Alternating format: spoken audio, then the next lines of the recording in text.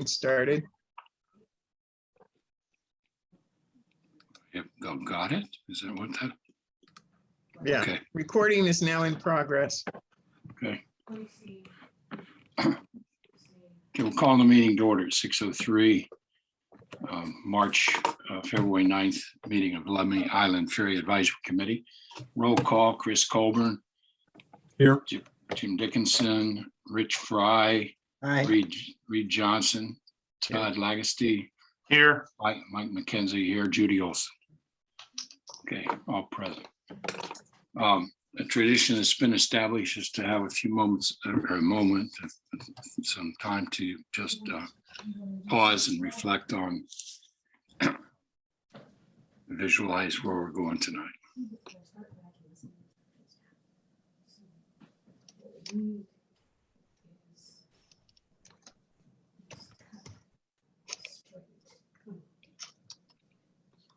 Thank you for that.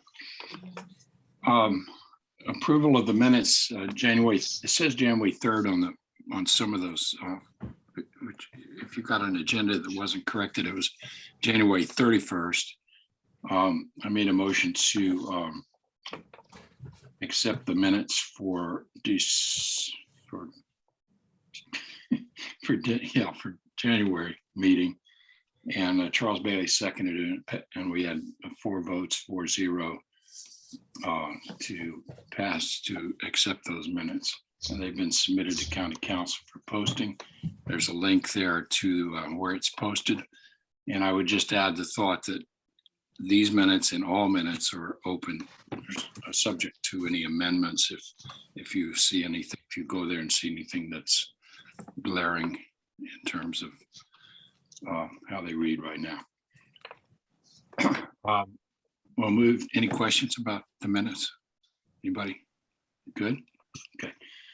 We'll go to LIFAC internal business. The first thing is obvious, is the election of committee officers. And I'm going to open that with a motion to vote on a slate. Chris Colburn, chair, Judy Olson, vice chair, Reed Johnson, secretary. Anybody second the motion? Second. I have a second. Second. Question? Okay, who was that? Who said that? Sure, Todd Lagusty. Okay, Todd. Discussion. Does that mean you don't want to be secretary anymore? Correct. Ah, okay. All right. All right, well, It's big more shoes than to that. fill. It's more than that, Rich, but I'm not going to go Big into shoes, it on here. big shoes to fill. All right. Any other Sounds good to me. discussion? I'll call for a vote. The motion is to vote a slate. Chris Colburn, chair, Judy Olson, vice chair, Reed Johnson, secretary. Do we need to do that by roll call or just say, is there anybody opposed? Yeah, Rich, Fry. That's an aye. Oh, that's a no? Aye. Aye, okay. I'm voting aye. Yeah, is everybody object? If there isn't, I'll go 7-0 on it. Oh, no, I unfortunately was muted here. I was having, I would like this to go back to discussion. Because Okay, I think really the best way to do it is that over the years, we've seen that the chairman definitely puts a stamp on the group. I would rather than see that. I would rather see that the chair rotated. 1 month for somebody, 1 month for somebody else, and that way we get fresh ideas and a fresh way of doing things.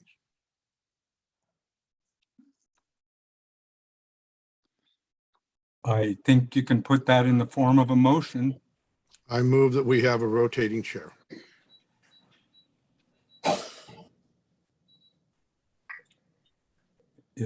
Do we have a second to that? there's no second. So back to the other motion slate.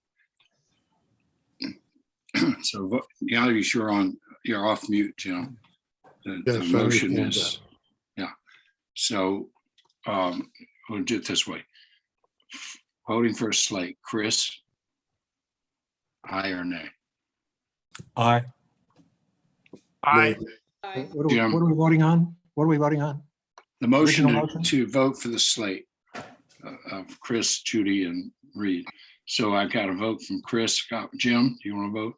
I vote nay. Okay. Rich Fry? Aye. Reed Johnson? Yes. Todd Lagerste? Aye. I vote aye. Judy? Also. Aye. Okay. Passes 6-1. And I am very delighted to hand off the meeting at this point to Chris Colbert as the new chair for the coming year. And just for any of you who are not familiar with Chris, he served like 15 or 20 years on this committee. And, That's a bit of an exaggeration. Yeah, I've said a million times, I won't exaggerate anymore, but Chris is easily the senior member of this committee. I think, I'm pretty sure 7 years at least, and maybe 8 in terms of consecutive terms, and then set out by rule, I guess, last year. So I'm delighted that you're back and can lead us.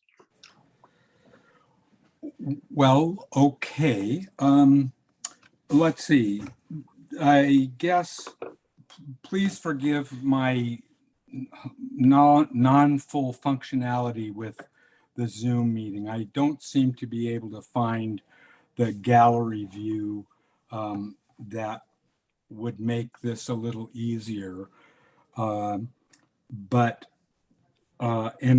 maybe there'll be a little more to say at the March meeting about a little bit of our background and history for new members, and maybe to recap some things.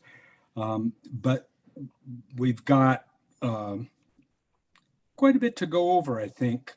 The first or the next item on our internal business is just to continue the discussion of Zoom versus hybrid versus in-person meeting formats.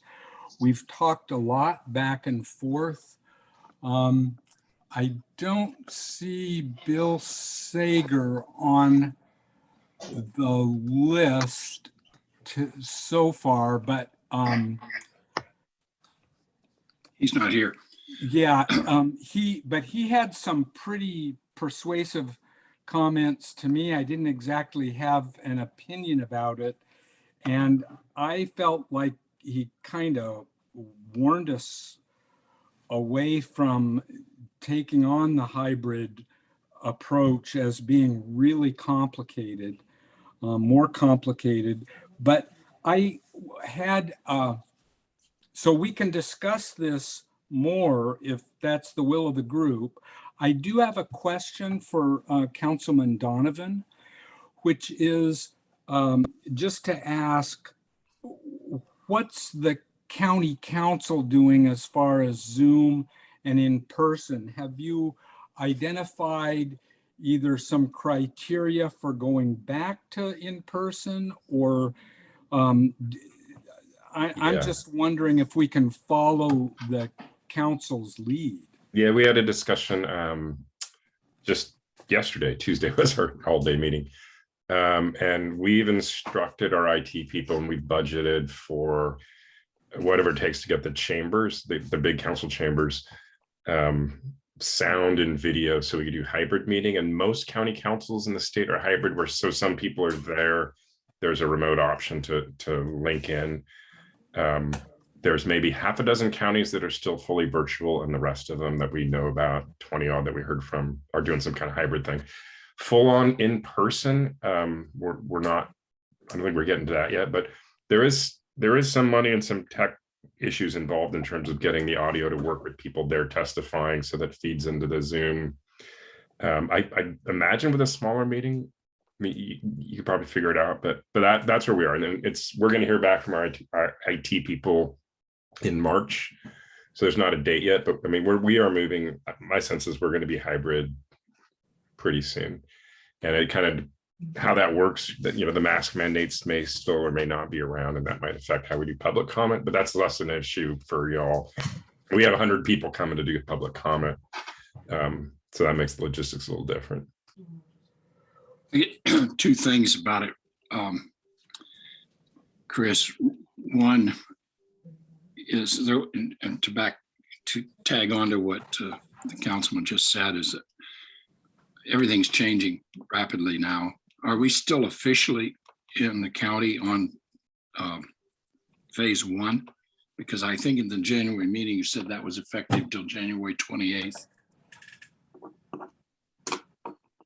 Yeah, but if that's, to me, I don't know. We were in phase one and then phase two, and I'm not sure where we're at right now. But Well, I mean, are the offices still closed? And oh yeah, got you. Yeah. I believe they are. Yeah, I believe the courthouse offices are still closed okay. because of Omicron spike. And I don't know when that's going to change. The second comment, Chris, is to know that if you will contact Greg Hall, who's the president of the Lummi Island Community Association. I'm sorry, I take that back. You don't connect with him. You call Judy Thomas, who's in charge of the Grange, and the arrangements have been made by Greg Hall for the Lummi Island Community Association to pay the rent for the Grange if we choose to meet there. I learned this week that the Lummi Island Chapel has been meeting in there since May, and apparently no other groups have. But it is open to, and as of now, there is a mask mandate, but it's open to us if we're ready to do that. And I certainly feel like we're ready to do that, and I won't speak for Jim, but I'm betting that he'll say the same thing. Is that correct? Well, I think it should be, we should have open meetings personally. Yeah. Masks are an inconvenience, but if people think they gotta have one, that's okay.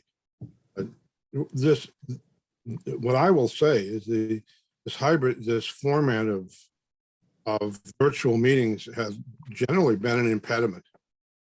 We are not been able to get, in my opinion, the business we needed done.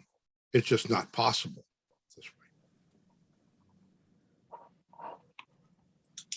way. Okay, so we have a venue available and a means to pay the rental on that venue. I'm just mindful of the fact that unlike council, we don't have additional resources to provide any kind of technical infrastructure or that kind of thing. So I'm wondering if we need to learn some more about that from the county and get a sense of what's involved. I certainly don't know anything about that. Mary, do you have an opinion as our host that how, on a scale of 1 to 10, how difficult it would be to set up a visual from the Grange?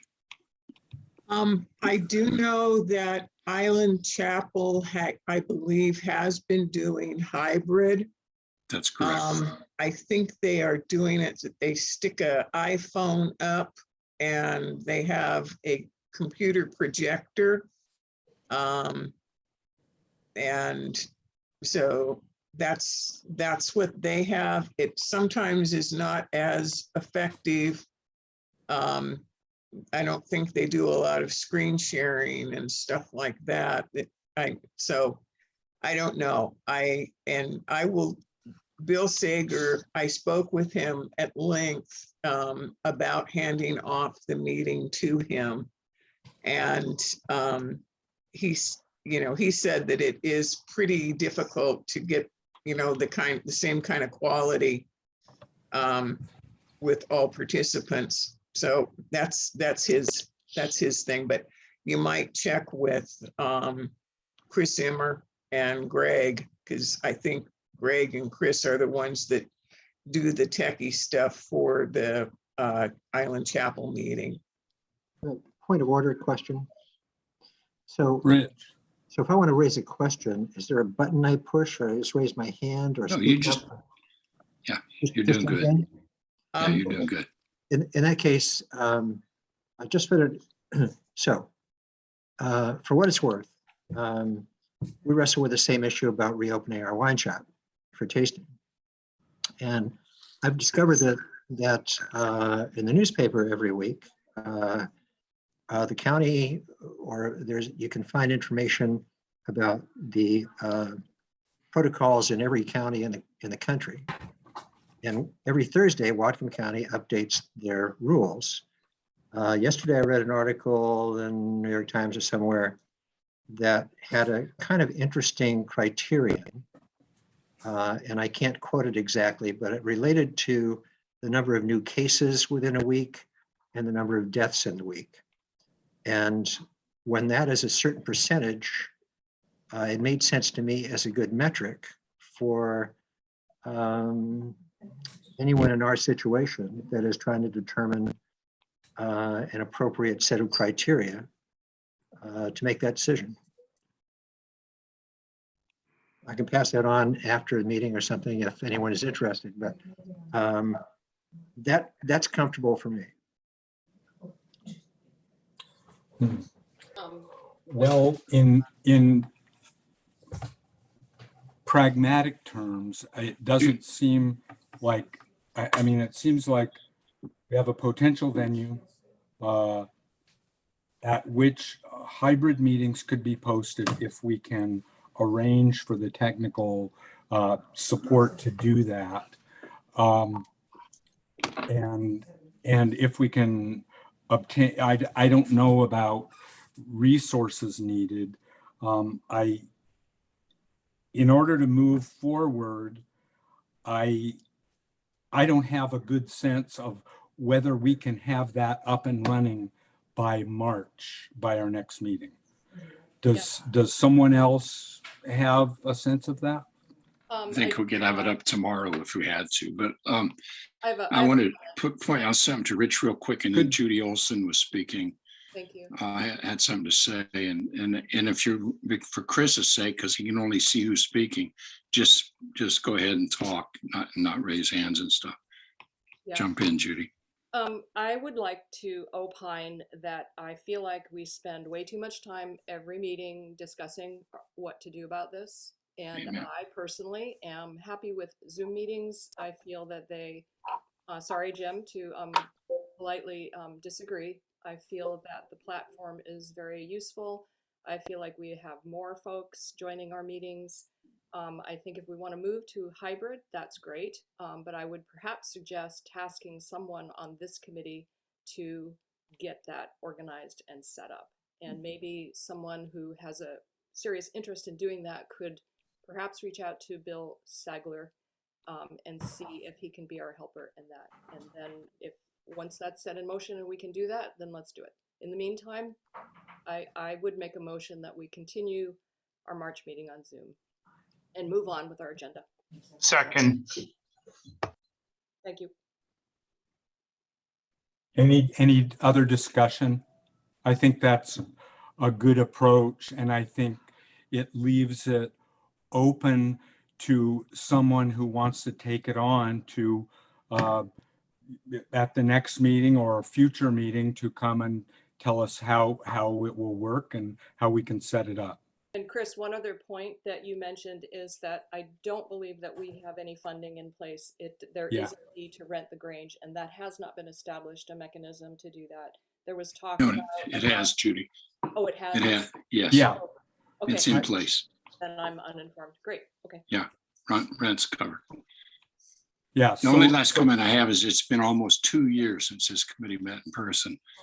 And I don't know how to phrase it, but I just think that's not healthy. Well, we've Understand? I'll be happy to try and figure out a setup at the Grange, and I can email everybody in the next couple of weeks. And I'm tech savvy enough to at least try and figure it out. So I'm happy to spend the next couple of weeks trying to figure it out, and I'll email everybody my findings. And in the meantime, until we figure it out, we can just stick with plan virtual in March. Well, thank you, Reed. And that sounds like if that we'll look for a report that identifies needed actions and that kind of thing, and resources if they apply. But as Mike reminded us, and I actually saw the email, we do have a venue that we could use. So I'd like to call the question on Judy's motion, if this is enough discussion or if anybody else has anything else. I do. First of all, this format totally discouraged interactivity. There is no way, unless you're some kind of computer genius, you can put any ideas forward that you can talk about between other people. To me, this is a way for a lot of, I'm not going to be nice here, I'm sorry. It's a way for a lot of people to stay ignorant. And we can't do that. We have a problem. We have a ferry boat that could fail anytime. Even today, if the contract were let, we wouldn't see it for 3 years. We have to get moving. We cannot let things like this get in our way. And it's real easy sitting at home you're kind of insulated. You're not so insulated when you're in a meeting. And that's what we need to do. I'm here to, my opinion, I hear from a lot of people. And they're telling me to get going. And that is what I intend to do. And I think that we need to do this. And where it might not be as comfortable as it could be, if we have a ferry failure, it's going to be mighty uncomfortable. So. Okay, thanks, Jim. This is actually an area where I have some overlapping agreement with you. I think that we lose something by not having in-person meetings, but we have to put together something. And I think Reed has offered to look into this, and so we have a way to move forward. But we need to have that hybrid alternative put together, and unless there's further discussion, I think we need to move on. Yeah, I was just going to say, I see that Bill has joined now. Oh yeah, great. Okay. Yeah, last thought, and do all respect, Judy, for your position. I think it's imperative that if we can meet in person, that it's a given that we should do that. But one of the support thoughts about that was the attendance. Well, tonight we have 5.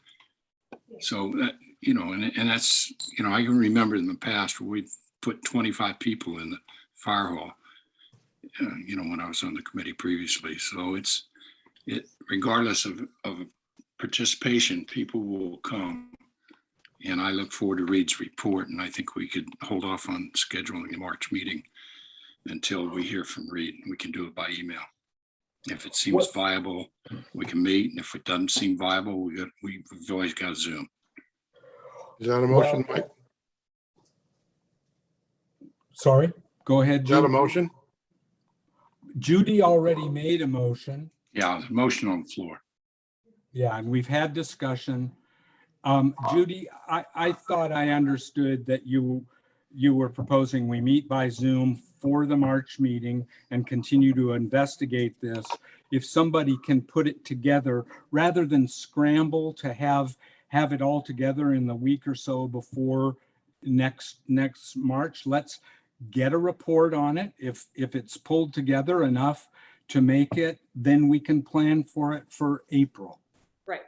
And that way, when we come to this meeting, we can spend less time talking about it, and we can know which direction we're going in, and talk about the actual issues having to do with the ferry versus how we're meeting.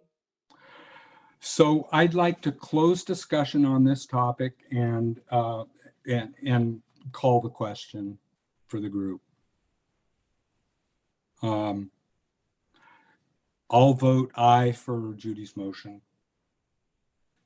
Aye. Call out the names.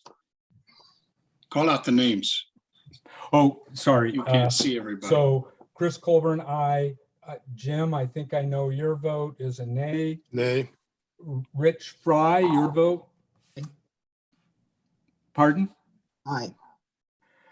Reed, Aye. Todd Legacy, Aye. Mike McKenzie, No, that was a nay. yes. No, yeah, that was a nay on no, yeah. Okay, and Judy is Judy? Yay.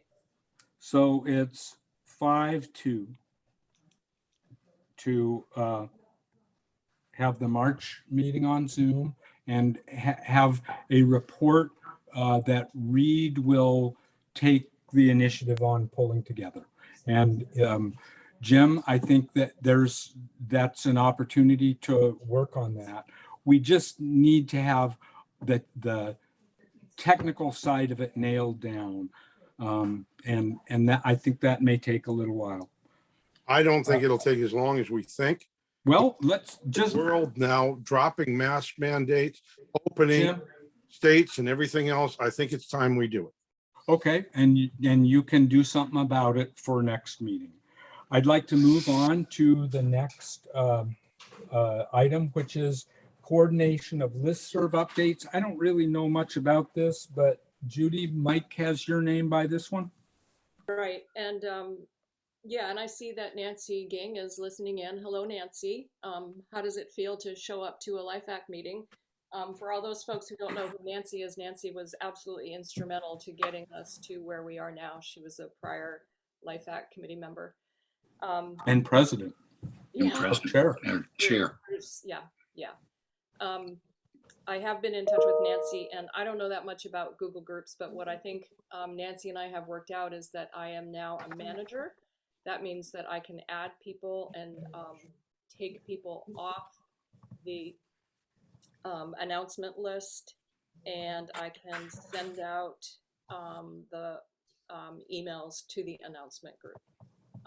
Nancy is continuing as the owner of the group. And that's what I know. So Well, so I think we're okay. that's great information, good report, and I think that's just what we needed. Thanks, Judy, and thanks, Nancy. Moving on to the old business section, our first. Hey, I have a comment first, Chris. Judy, and Nancy both, and we can handle this outside the meeting, but I want to understand and make clear, and Reed will need to know this as well, is that there's two different ways to send out a message. One is internal and the other one's external. Is that correct or not? Simplifying it. Nancy, I know you're there, and I know you have a lot more expertise. If you want to chime in, that's great. Otherwise, I'll try to butcher it. But my understanding is that the announcement is a one-way announcement, so that if an announcement goes out for a meeting or what have you, you cannot respond to that message. The other group are LIFAC members that belong to that Gmail group, and when a message goes out from that group, it goes out to everyone who is on that list, and you can respond back and forth that way. Is that Lummy Ferry at Yes, it is. googlegroups.com? Actually, Mike, I did figure that out. It is, yeah.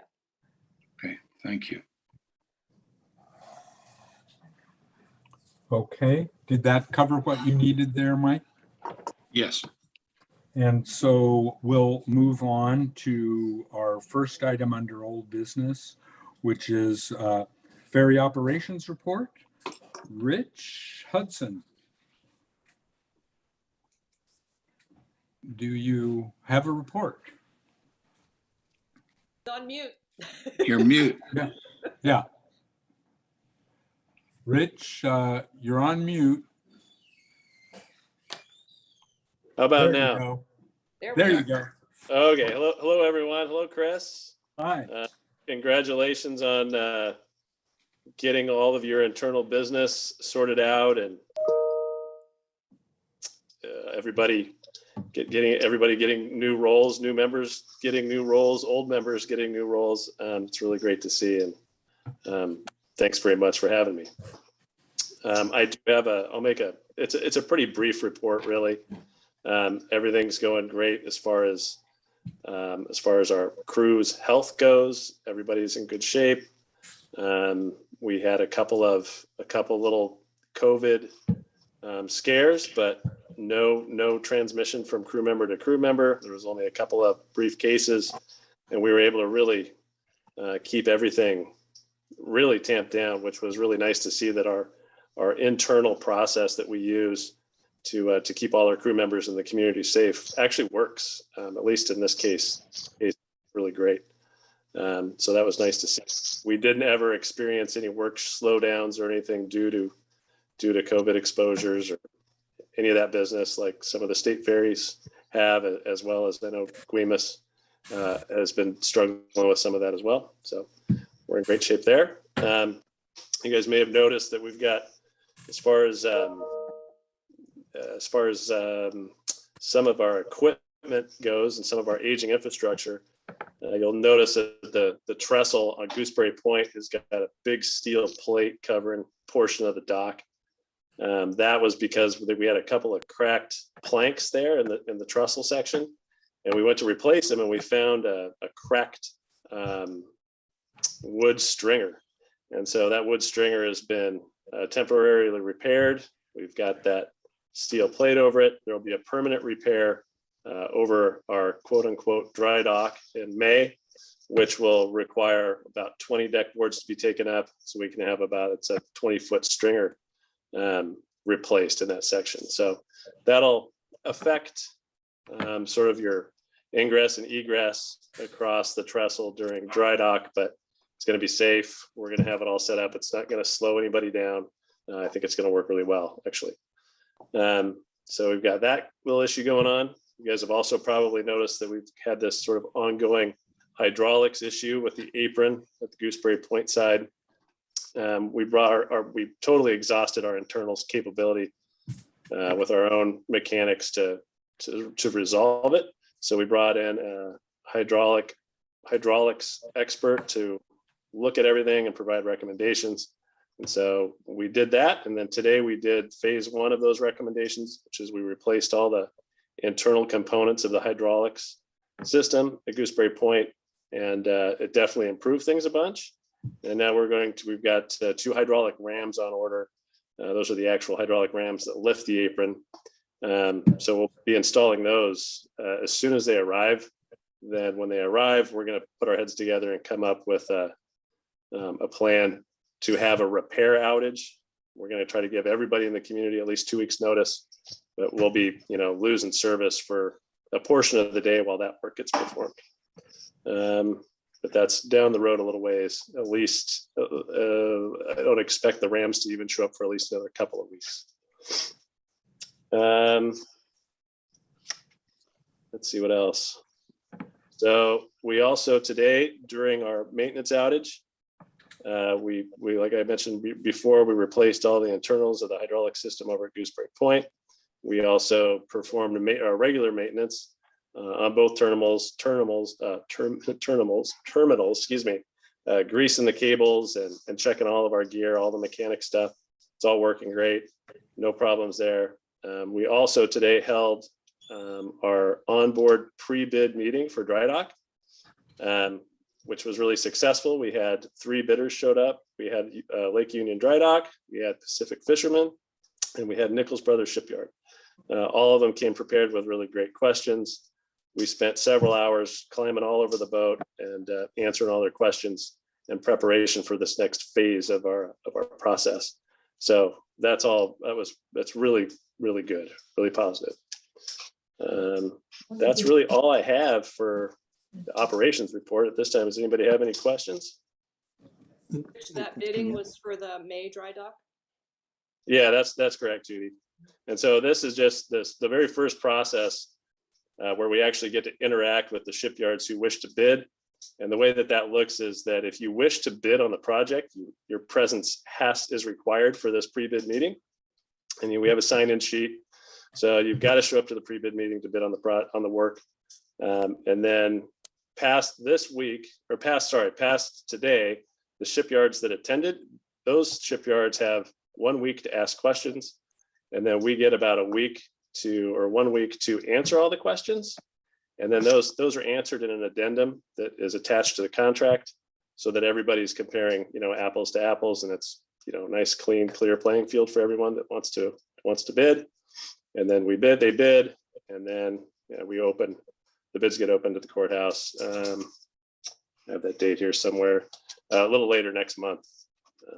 And then lowest bidder, unless there's something that precludes them from getting the award, they're awarded the bid, and that's where we're headed.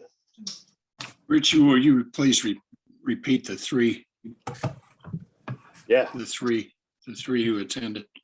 you bet. It's Lake Union Dry Dock, which we have been to several times over the years. Pacific Fishermen, which we have never been to their facility, but that's because we usually are coming up on dry dock, and this year it's a dockside maintenance, which they're really accustomed to working on a lot of commercial fishing boats and also other smaller commercial ferries. So they were able to attend this one.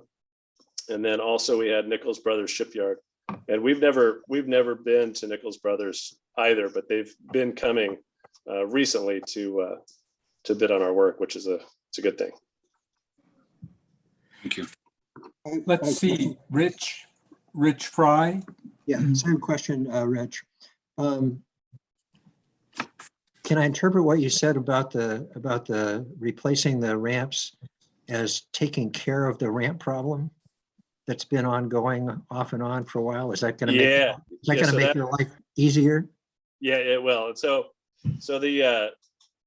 just to clarify a little terminology, so on Gooseberry Point, the wooden structure leading up to the ramp, that's the trestle, and then the transfer span that goes up and down, that's the transfer span, or I guess the quote unquote the ramp. And then the final piece, which is the steel piece on hydraulics, which does this, comes up and down, that's referred to as the apron. So the apron is the one that's been giving us trouble. And yes, to answer your question, as far as the expertise that we've been given by the subcontractor we hired, the work that we performed today, in addition to getting those new hydraulic rams, will solve it, and we should be good to go. And yes, it's going to improve life for everybody. A grateful island thanks you. Yeah, you're welcome. Yeah, I guess I should add on top of that is we've been requesting to have brand new hydraulics, hull hydraulic systems installed on both Lummi Island and Gooseberry Point. And so at the end of this month, our engineering department is onboarding a new mechanical engineering firm, and their first order of business is going to design a whole new hydraulic apron system for both Gooseberry Point and for Lummi Island, which will also accommodate the new vessel when it arrives. So that's big stuff, and we're really excited about it. But the problem is, because of that process, we're not looking to install the brand new gear for another 6 months to a year. So this temporary work is required, and it's going to be great when it's up and running. Rich, this hydraulic system you're thinking of to replace not just the cylinders. No. Is it more like the Port Townsend system? No, not Port Townsend. It would be more like the system we'd be looking at, Jim, for total replacement. I mean, and again, we haven't even onboarded the new mechanical engineer to have this discussion with him. I mean, I think that our mechanics are envisioning it being a bit more like Skagit County system, where their hydraulic box it's vertical, so you can easily work on all the components, change filters, all that business. I mean, also something that's important to note is that I know a lot of you may remember this, but the aprons that we currently have on both Gooseberry Point and on Lummi Island are fairly new compared to the old ones that were there. And typically when you upsize a piece of equipment like that, all the supporting equipment gets updated as well. In this case would have been the hydraulic system, but it just simply was never done. So we've got these heavier aprons that are currently and have been there for probably, I don't know, 15 or 20 years that are demanding sort of this extra work from our current hydraulic system. So that's also why. But to answer your question, Jim, I guess is I don't know. We're going to onboard those mechanical engineers and dig into it. We can certainly look at the Port Townsend facility. Well, I was wondering if the counterbalance system was going to stay, or the Port Townsend system does not use a counterbalance. Oh, so Jim, just to be clear, we're talking about just the apron portion. So the ramp portion is that's manipulated by the counterbalances. The apron portion is not. So right now there is no plans to replace the counterbalance system. I think someday if we actually do that, Jim, it's probably going to be looking more like the Pierce County system, which is actually like a big floating adjustable dock, is what we'd probably be after.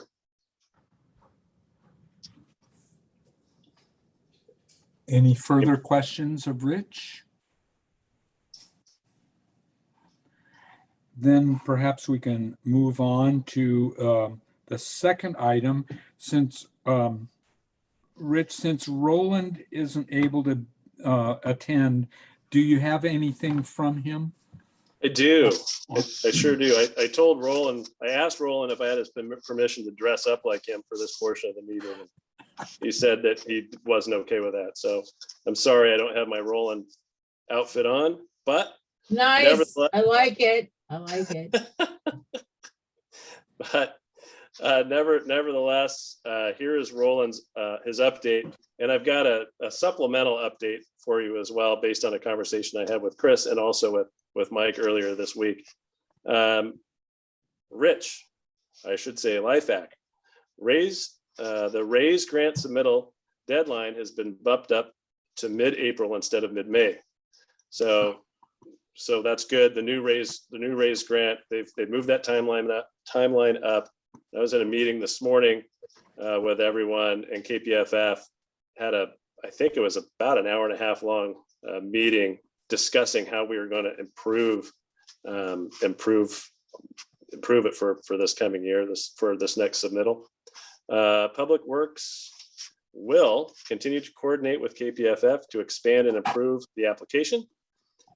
Continue conversations with Congressman Larson's office, Senator Cantwell's office, Senator Murray's office, and our local legislative delegation. Follow the progress of the $5.3 million of direct transportation funds are in the current draft budget for the project. Ask for RAISE grant support letters from Congressman Larson, Senator Cantwell, Senator Murray, Washington State 40th and 42nd District representatives and senators, Fire District, WTA, School District, Lemhi Nation, and most importantly, LIFAC. Whatcom County Public Works is asking LIFAC to write a letter of support. Please include the critical need for emergency response and perhaps other advantages of a newer, more reliable vessel. I plan to attend the March meeting. I should say Roland plans to attend the March meeting to give a more thorough update. And then, if you'll pardon me for just one moment.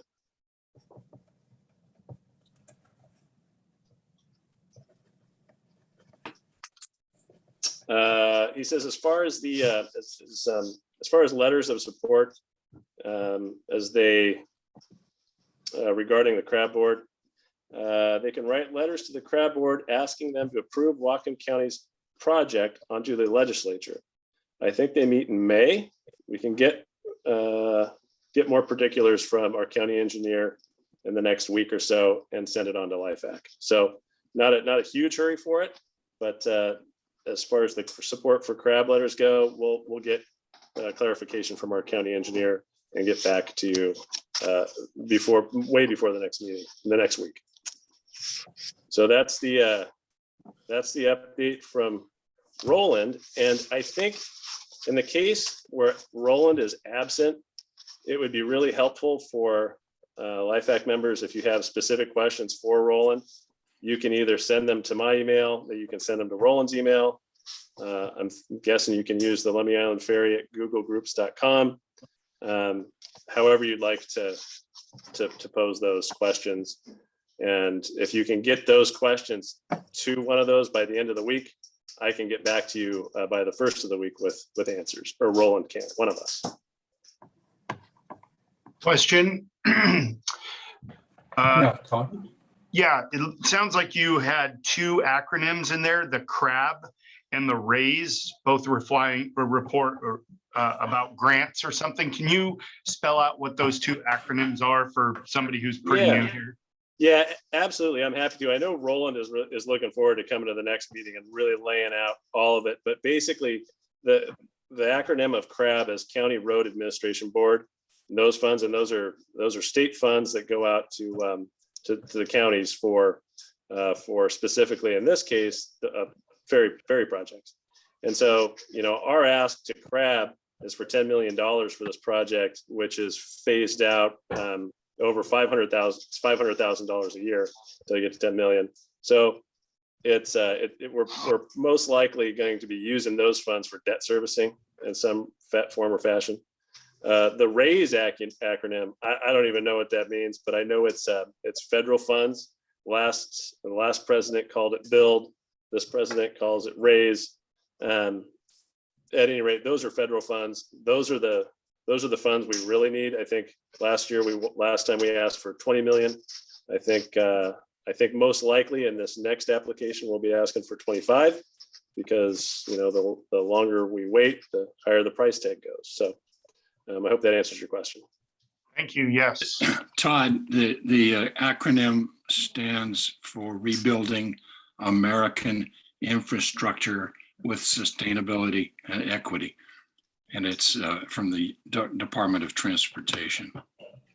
We should have gotten it. If that's what it stands for, we should have gotten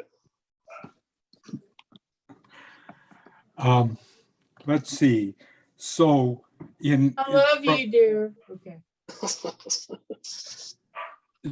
Okay. excuse me. So, Rich, I think I had the sequence turned around. I was thinking that the CRAB process was on a faster track. The legislature is doing they have a pretty big transportation infrastructure and services bill, I guess, out this week. And but if I'm understanding, the CRAB support from LIFAC can come a little later. It's not as urgent, but the RAISE letters of support now is the time. It's kind of That's all my hands on understanding. deck. Yeah. Okay. That's my understanding. I believe before the end of January, Charles Bailey got out a pretty comprehensive list of legislators where LIFAC maybe needs to do its own letter, but also individual citizens and committee members. So that's, I mean, it sounds like the time is now, and probably even, I mean, we need to get started before next meeting. Yep. Okay. Yeah, that's my understanding as well. I mean, just based on that, I was in a meeting with Roland, a Zoom meeting with him for about an hour and a half today. I bumped into him in the hallway and asked if he could give an update. And he was definitely focused on the RAISE letters of support for RAISE. That's where he's at. Okay. And I hesitate to bring this up for a little more extended discussion, but I do remember either at last meeting or the December meeting, Zoom meeting, that we had, maybe it was in the open session, we had some discussion and points brought up about these USDOT grants and what the odds and probabilities are.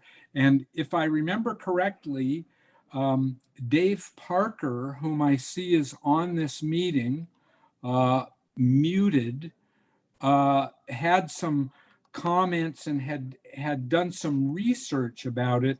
And it was information or perspective that I hadn't heard before. And I'm just wondering, Dave, if you have anything to add there, because it was different information about, if I recall right, that ferry projects had not received this kind of DOT grant before. Do I have that? Do I even have a little bit of that right, Dave?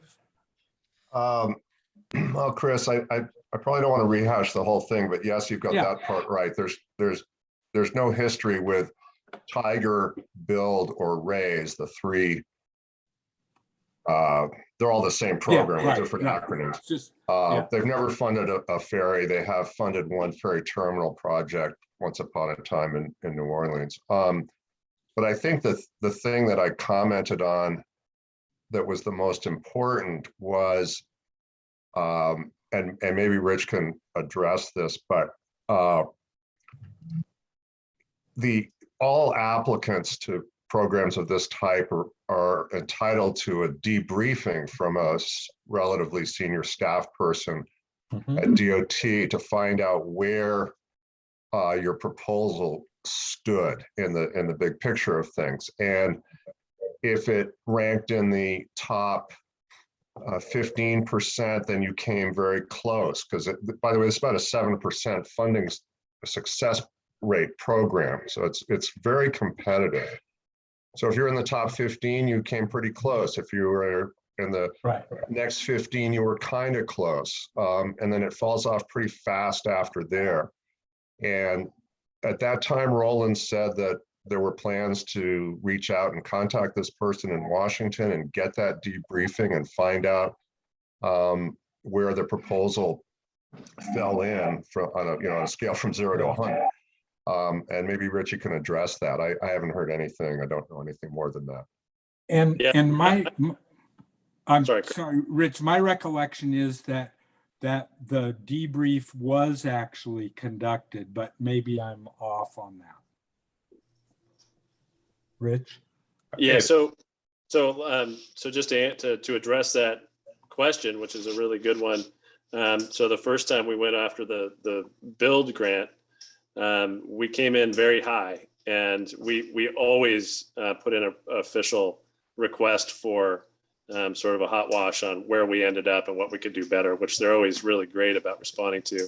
So during the build application, we missed out on it. We scored very high, but what we were missing was this really crucial sort of financial package. And we knew we were missing that going into it. But we just didn't have it yet. So in that sense, it looked like us sort of just holding our hand out for 20 million and saying, you give us that and we'll figure out the rest. I mean, there was a financial plan, but it was very vague. So that's why in this most recent raise application that we missed out on, we addressed that financial package in a very detailed way and addressed all the concerns they had from the last time. So now that we've missed out on it again, we put in another request to find out, what our deficiencies were and how we ranked again. So, and that got pushed out like by a month or something. So I believe we're going to be hearing back and be in a meeting about that next month. And we'll find out, Okay. Well, thanks, Rich, and thanks, Dave, for the research you did. It sounds like we have a short-term, urgent priority to get letters of support or request support from all of our legislators for the RAISE grant. And if it's due in April, that's 2 months. So between this meeting and next meeting, there are a couple of things sort of floating around. Rayma and I we're trying to meet with Del Benny's legislative assistant and Rick Larson's legislative assistant. We have a tentative date, but it hasn't been confirmed for next week. And so I think we're going to try to get this going, but I guess my point is we're going to try to get effort going between now and next meeting. And I think I'd like to just alert everybody, especially committee members, that this will be a sort of a short-term focus. Does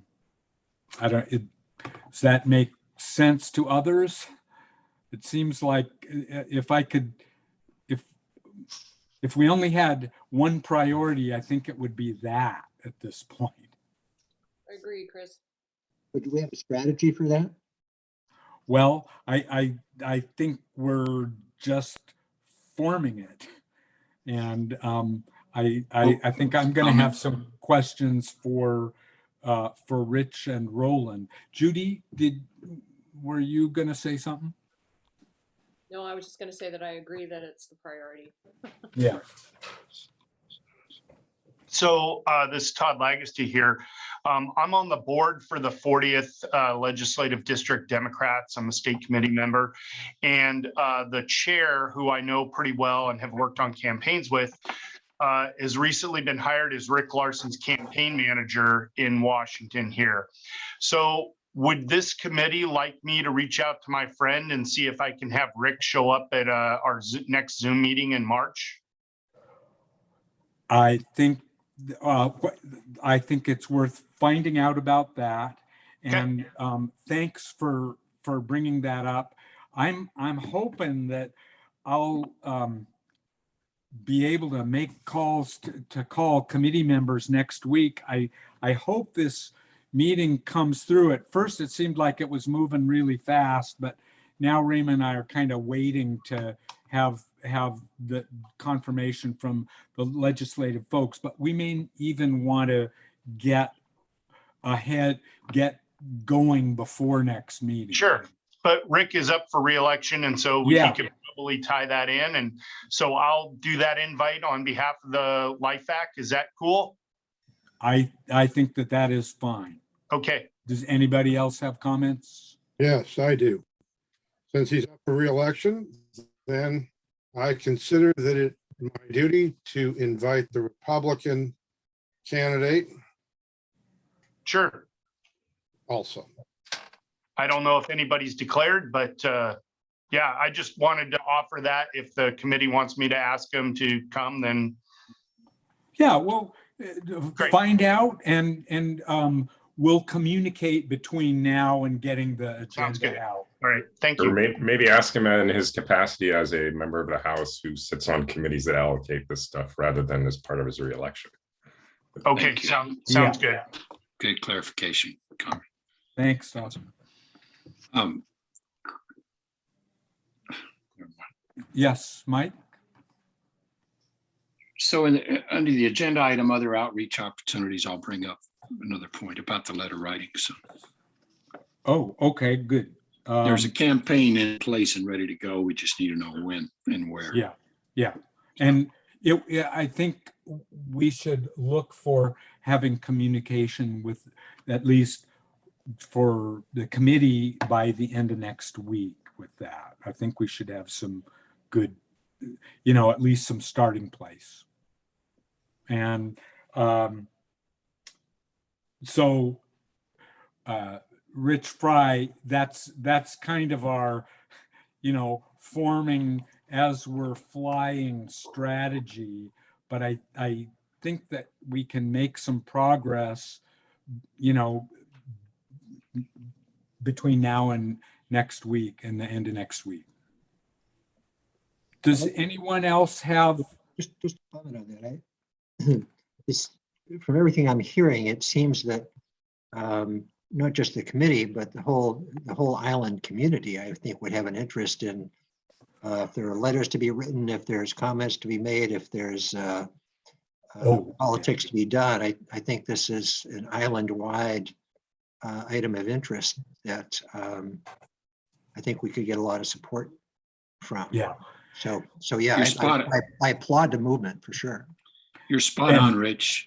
That's what the letter writing campaign is directed at. It'll be on the Lummi Island Community Association's website and other, including thumbtacking posters up around the island. So good point.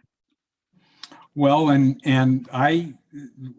the contribution that I hope to make is to just speak up for the interests of non-island Whatcom County citizens and why this is important to all Whatcom County citizens. So I think we've got some good work to do there.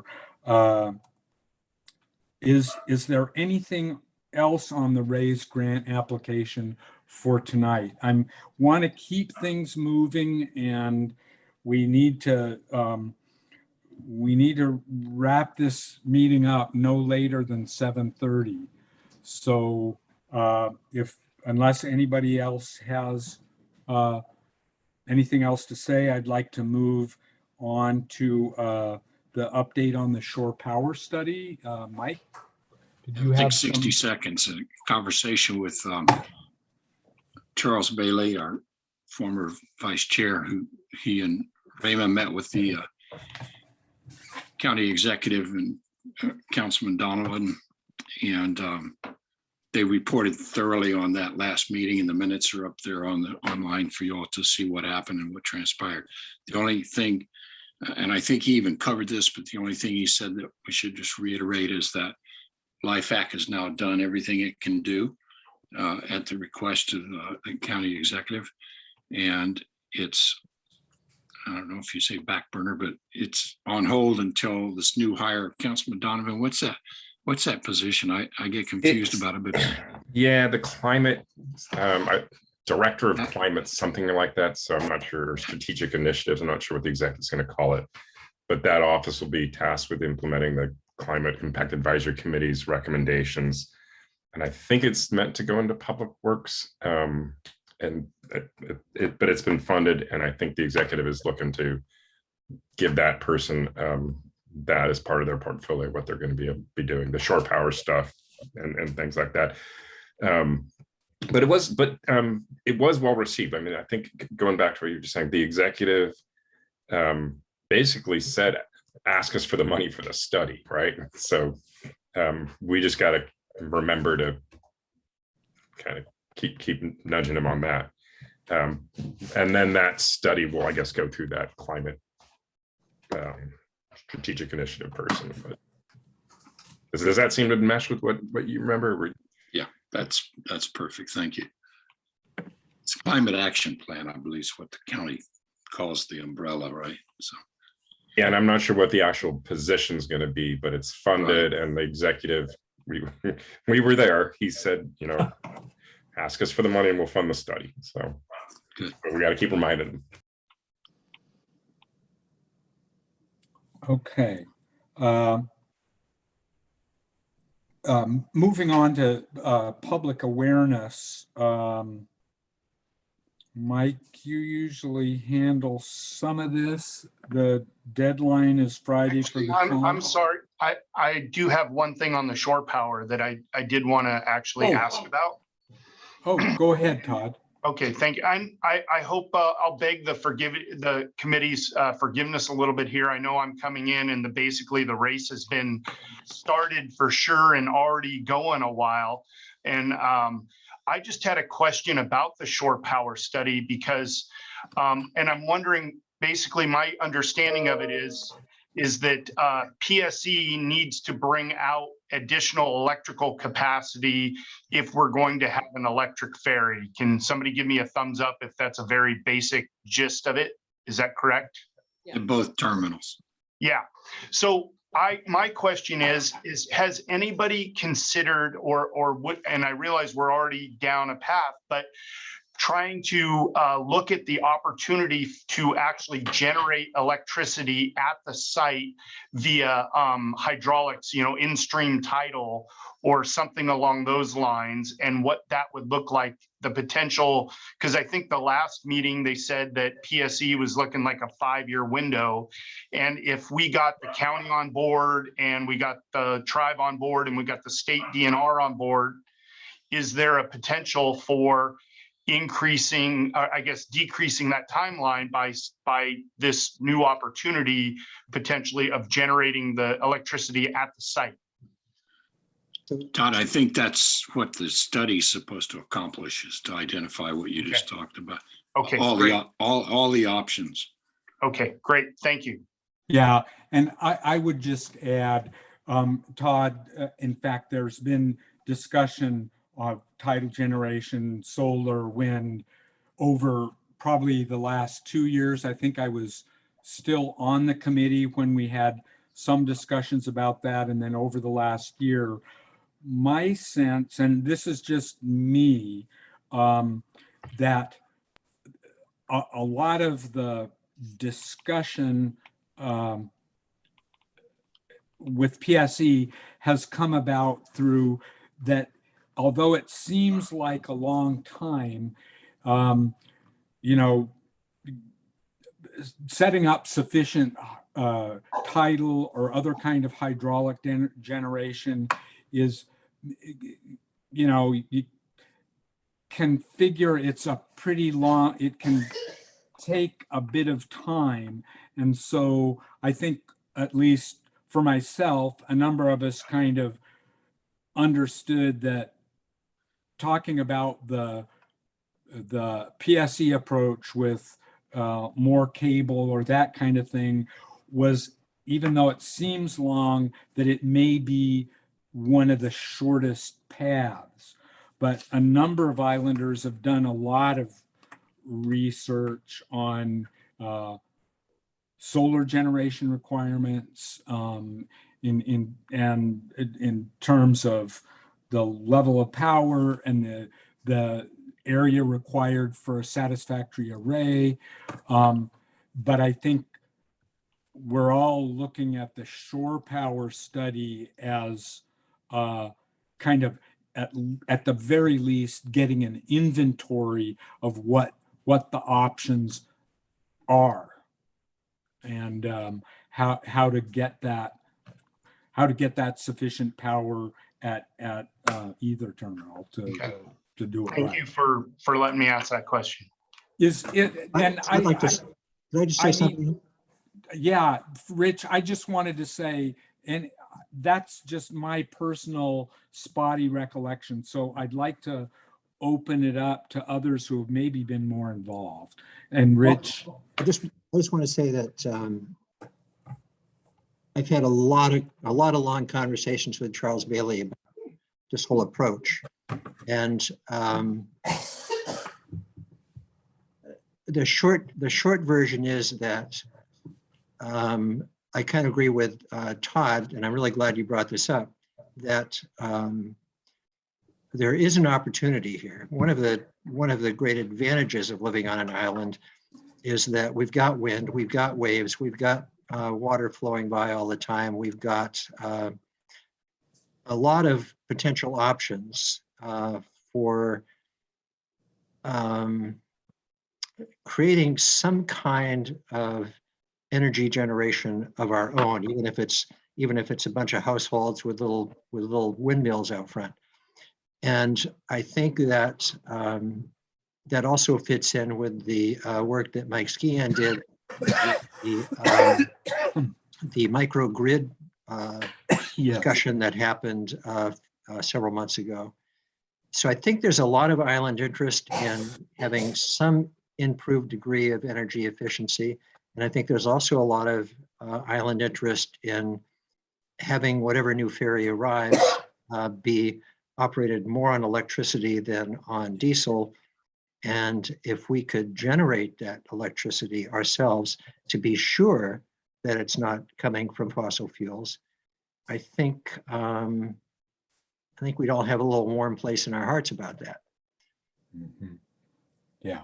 And also for Todd Legacy's benefit, some months ago, I don't even remember, but there was a Zoom meeting that involved, I think, Charles Bailey. I don't know if you were there, Rich Fry, but anyway, a number of people participated, including, I think, Councilman Donovan, but looking at a couple of different PSE microgrids, one up in Glacier, which is essentially kind of a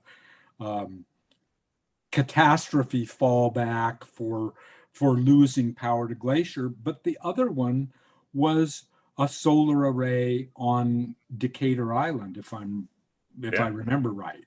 I got a house out there. I go by that all the time. And so those are, they're live options, and we need to be looking at all of them. And I certainly, my expectation is that the shore power study is the way to do that. And I think we got to remember to keep nudging because the executive told Rayma and Charles and I, and whoever else was there, that they'll back the study. We'll get that into the budget, but sort of pushing them to scope it so that the consultant be looking at the stuff that Todd's talking about. So not just PSE, but these other options beyond just PSE. That would be good to nudge. And I don't know what the moment is to remind the executive that's probably when in the next budget cycle. But there was, and you could ask Rayma. It's just too bad that Rayma and Charles aren't here, but I think they were on the meeting with Tyler Schroeder and Sap also do it. When he made the commitment. So. Well, and we also know that the county's got a lot of positions to fill and that kind of thing, and a lot of stuff to deal with on the flooding issue. But anyway, I think we've covered that. Let's see. And so unless there's any other items moving along to public awareness, I guess Perhaps this is not the time for me to do this, but I appreciate you and Rich. Richie, of course, is a friend, and Rich and Todd and everybody. But come on, it's like we have to get off of here on occasion, and so I'm sorry, it's still about maintenance. Are we maintaining the boat correctly at the one that we have, and what are we going to do next? So anyway, it's just I'm done. So thanks so much. Thank you. Okay, bye. So I don't know that there's anything else other than to note that the tome deadline is this Friday at 4 p.m. Mike, what did you have on the letter writing campaign further? Good, Mike. Mike McKenzie? I'm sorry, I said we need to nail down who's going to do the tome article. Judy, you want to do it? You want me to? Reed can do it going forward, but we'll give him a break this week. Mike, I'm up to my eyeballs in a big one. Yeah, right I'll now. take care of it. I got it. Got you covered. I hope this doesn't last the rest of my life, but for right now. Okay. Great. Yeah, the only thing to say about this, we have a campaign in place, just like we had one for the RAISE grant. There'll be templates for islanders to either create their own letter with some talking points that we provide, or they can just pull a template and put their name on it and mail it. And that's on standby. And it would primarily appear on the Lummi Island Community Association website, which is our lummiisland.org. And then there are other means to distribute that opportunity. And I would consult with you, Chris, and with you, Todd Legacy, about how to do that off the island. as well as the point that Rich Fry made, which is to smother the island with that, Yeah. with that opportunity and urge people to send their letters. We have on the raise grant, we had email, phone, online comments, and even could request a meeting with any of the representatives, but none of that happened. Okay. Well, we'll have some more work between, that's really what we need to organize and get working for islanders and non-islanders. Now, this other outreach opportunities, I'm not sure I know what that is on the agenda. Mike, do you have any enlightenment there? I don't.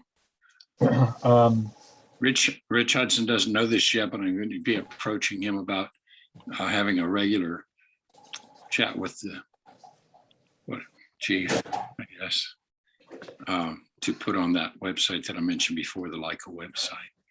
So that would be another outreach opportunity, is to try to have something between our meetings that once in a while things crop up. And it's a place where we can put information as it happens in real time. Well, that would supplement the Brown Betty. And as I mentioned, Rayma and I are trying to get this meeting with the two legislative coordinators for Congresswoman Del Bene and Representative Larson. And we're trying to do it a week from today, but I guess we'll see how that works. We're now at, it's 7:20. We're at the open session item, as we have done in the past. We can probably do a better job of, sticking to our limits. And we've always asked for a 3-minute limit per individual on ferry-related topics. Also, we have requested that people who have comments can submit in advance written copies of their comments. Tonight, at least, as I was getting onto the meeting, we had received comments from Mary Ross, a detailed written comment, and then survey responses. I haven't been able to digest too much of that. I don't know if others have, but I'd like to give Mary her opportunity to speak on her submission, and then anyone else. Mary? Okay, yes, I sent a copy to Mike and Judy and requested that they send them to all of the committee members. And what we have been doing, the Public Dock Advisory Committee has put a live ferry impact survey on the ourlummyisland.org website. As of the 23rd of February, we had received 40 individual inputs on impacts and how impacts have affected citizens on the island, ferry users, and also businesses on the mainland. And what I would really encourage you to do is when you look over this material, please look over the material. Pay particular attention to the comments of the people. We always hear the public works side of the ferry outages. And Rich, you do a fantastic job, and I'm not, but I think the community, and I think it would be useful to you in coming up with some of your crab letters and stuff like that, to just read through some of these comments by citizens on how the impacts have affected them. And there's a lot of them, and I'm going to be, LICA is going to, and the Public Doc Committee is going to keep this ferry impact study survey online forever. And every time there is an outage, we just invite people to let us know, or let the committee know, let the county know, let Public Works know, like what this impact has been to individuals. And there are some very compelling stories in there. So, and I hope that it will be helpful for you in thinking about some of the other things that that impact how they affect people. Thanks, Mary. Did I see Nancy Ging with something with some comment? Yeah, some information. I couldn't tell from the discussion that you just had about Rick Larson, if anybody is aware, if the LIFAC is aware that Rick currently has a bill before Congress specifically for funding electric ferries. And I mean, he said this himself on a Zoom meeting that I was on with him, and he has already talked to the Biden administration about how the Whatcom project would make a good kind of poster child for the movement toward electric ferries. So that's all underway and going. So I think it's really good that you're going to be talking to him to get details on all of that. And he said it's looking pretty good for getting the bill through. So. Well, that's great news. I hadn't heard that. We were in touch with these two different legislative assistants last week, but just by email. I think Rima spoke with them. So gosh, that will be helpful in that discussion. I wasn't aware of that. Thank you. Chris, Mike Skihan, I've got public comment. Yes, Mike, go ahead. Mike Skihan. Well, thank you, and congratulations on your promotion. I think it's really important that the shore power study continue. I've worked with Charles Bailey and Jim Ross, Mary's husband, on this for seems like a couple, 3 years now. And we had the microgrid conference here in the island, which was well attended by PSC. Looking back at the original KPFF information on electric infrastructure to charge the ferry, kind of discounted it out of pocket without any real detailed work being done on it, such as the high transmission lines, what they were capable of, what the loads were, what the loads of the ferry would be, charging opportunities. So this is more than just how much electricity do we need on which side.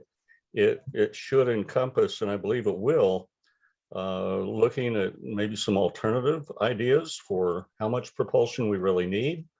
Why PSC did a big study for Guaymas Ferry, their electric ferry. Oh yeah. And all they need is a pretty good nudge to do the same thing for Whatcom County, but that hasn't happened. Having microgrids as part of the mix of generating power, both on the Lummi side and the Lummi Nation could be included in that study, and need, and especially on the Lummi side for solar generation, wind power, wave power, tidal power. All of those things should be part of the study to determine what we are capable of doing and how much that ferry or different configurations of a ferry would be required. And, you know, some of the work that Jim did shows us we're quite close to having enough power on the island with, 5 or 6 acres of solar power. Is just trying to find a site or even some other generation. So I really encourage the committee to keep that on the front burner. Don't let it go away. This is important stuff, because looking at the new federal funding legislation, both passed and on the table, or stalled if you want, there are heavy provisions in there for either all electric or hybrid. And we'll keep missing out on these grants, I think, if we don't address that in a very strong manner to push forward going to a climate neutral vessel, not one that burns 2 or 3 times more fuel than the current vessel. So Yeah. that's my comment. Thank you.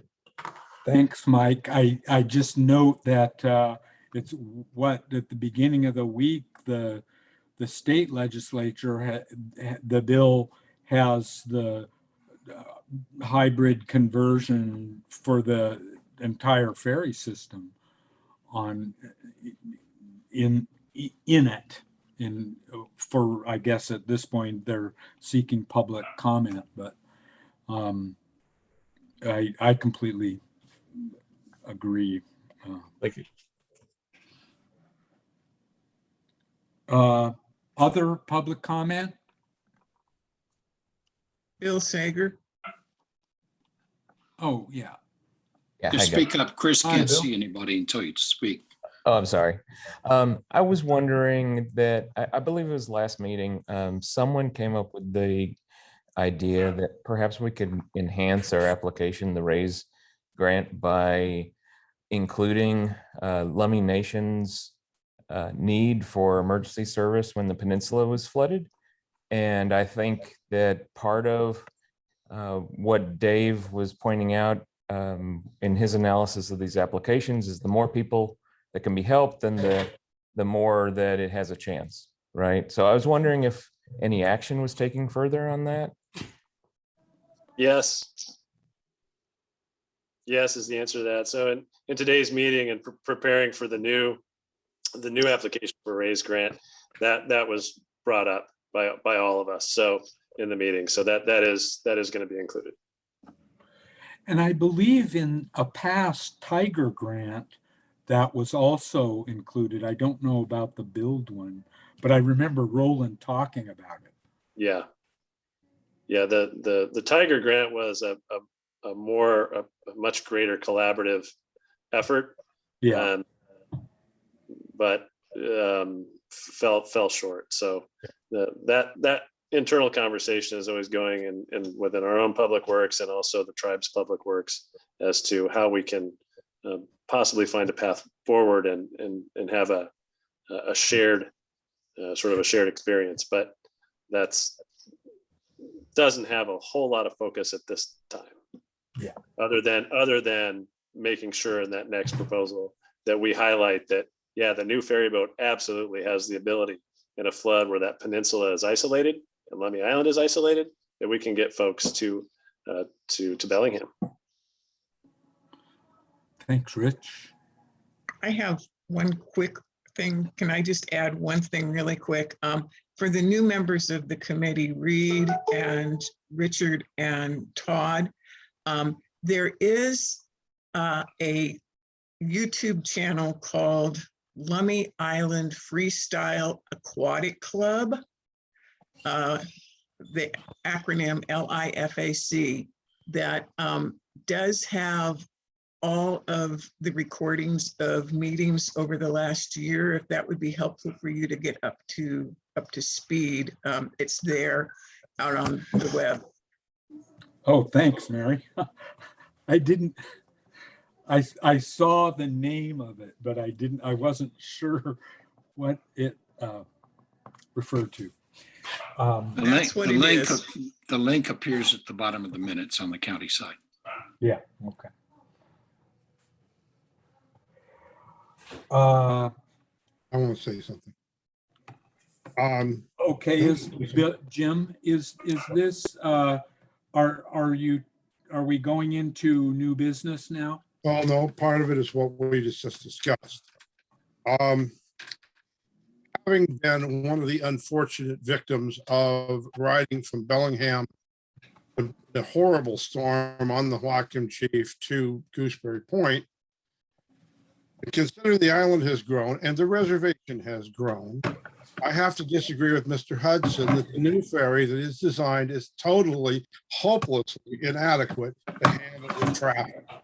That it would be better for us to make the dock at Gooseberry Point big enough to handle a state 64 car ferry in case of emergency, which the state could bring in because during those times, they aren't using one. And I think that would be a better way to go about it. And it would be a better way to go with the tribe. So noted.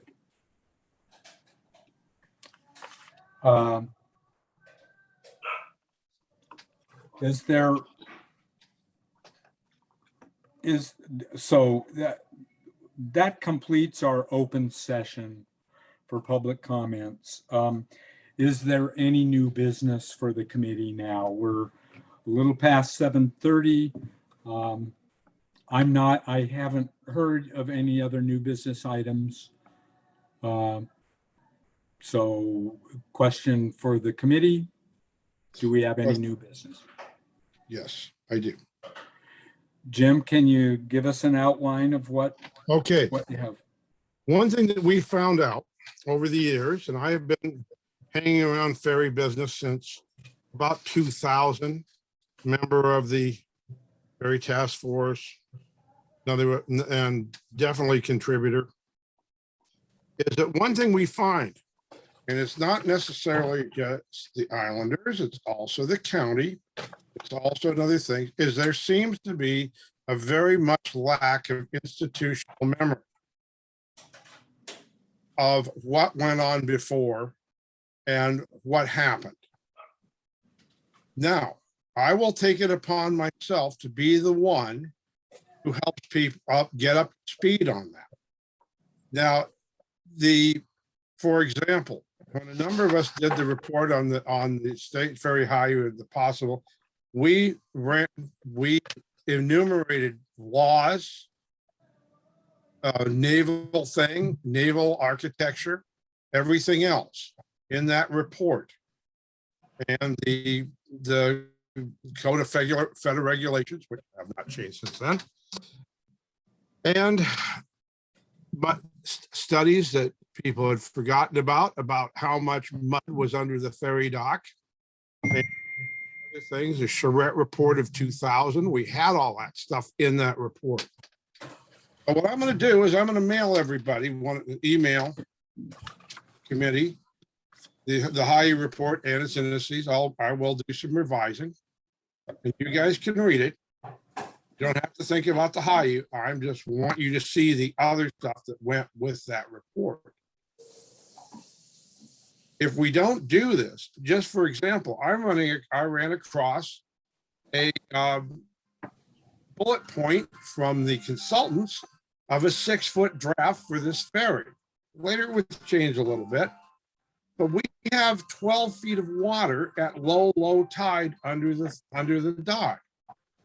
So in other words, they designed a shallow draft ferry, which in my estimation is extremely inefficient, where we could have had a better design that was more inefficient. And because this is going to come back and bite us. And so I'm going to do that for everybody. I request you read it. And if you want to know anything about things, I was in the technical program in the Vehicle Research Institute, studied under Professor Michael Seal, Dr. Michael Seal, Eric Leonhardt, and Professor Andy Newman. And I know an awful lot about marine design, and I'll be glad to share it with you. So I'm gonna try to, if anybody wants to be brought up to speed in this, I'll do it. All right. Well, compiling that, pulling that together and getting it to people, especially new members, is, that's something you can do. And they can decide. I just need to note that some of these topics we have visited multiple times, and just to keep new members of the committee informed, we do have a replacement ferry design that the council has adopted, and that the committee recommended. And if as background, this what Jim offers he does have a lot of information and experience to bring to bear. But the committee has already kind of weighed in on this, as has the county council. However, you So- have new members who don't know this, and this is. Well, and this is how they can get filled in, and that, I think that's good. I don't have, does anyone else have any new business or extended discussion items? Then I'd like to entertain a motion for adjournment. So moved. Second. Okay, do we have any dispute or discussion about that? Before we close out, I'd just like to say thanks to everybody for all the involvement. I am very new to this kind of a role, but as Mike said, I've kind of participated on the committee for a number of years, and we're on the verge of some really good, momentous action and progress.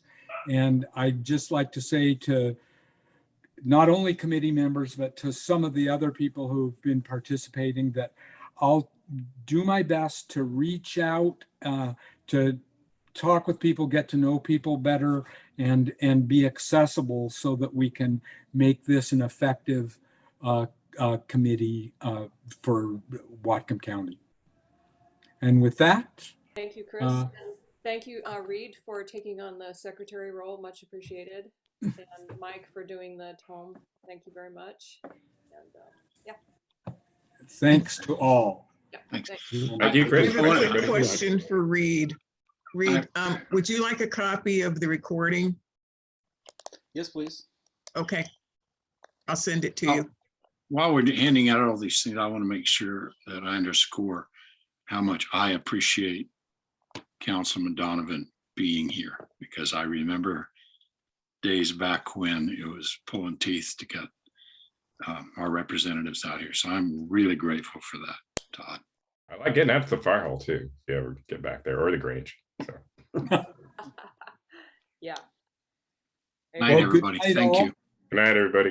Bye. Thank Have a good week.